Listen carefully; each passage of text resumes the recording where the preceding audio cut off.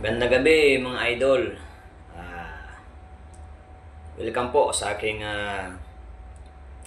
YouTube channel. So ngayon sa video ko, aking ipapaliwanag kung bakit sa mga ginagamit kong mga jerseys simula noon pa, basketball jersey, bakit number 3 ang aking ginagamit na number. So kaya po number 3 ang lagi pong ginagamit na number is dahil po sa idol ko po si Allen Iverson. So kahit sino, kilalang kilala po yan. Siya po ay isang magaling na point guard ng NBA or tinatawag siyang The Answer. So doon nag-uumpisa yun. Nung mapanood ko siya, kita ko yung mga laro, yun na yung ginaya kong number hanggang sa tuloy-tuloy na hanggang ngayon. Puro number 3 ang number ko. So nakikita nyo dito. So meron pa akong iba-ibang jersey.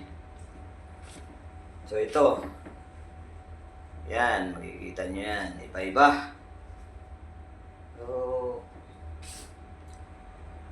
puro number 3 po yan mga idol.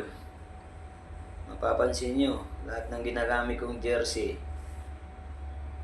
puro number 3. Kasi nga po, loyal ako na fan ni Allen Iverson. So minsan, sa sobrang pagka-idol ko, nagiging pangalan ko na po yan sa mga lugar kung saan po ako pumupunta. Ayan. Ayan, makikita nyo po sa iba-ibang jersey ko.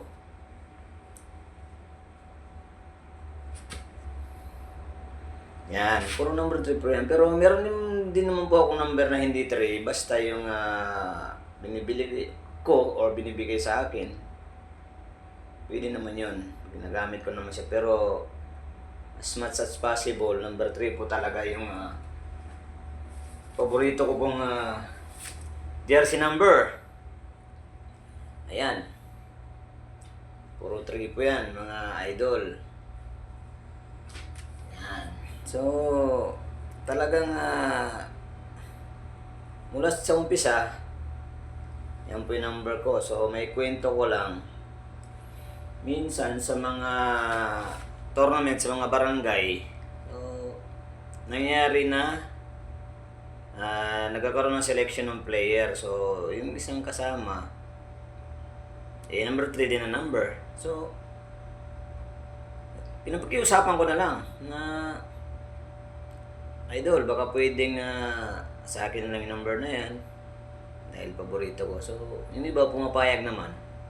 Pero may mga instances na yung mga nakakapareho ko ng number, minsan ayaw pumayag. So, ang ginagawa ko, hindi na ako sumasali.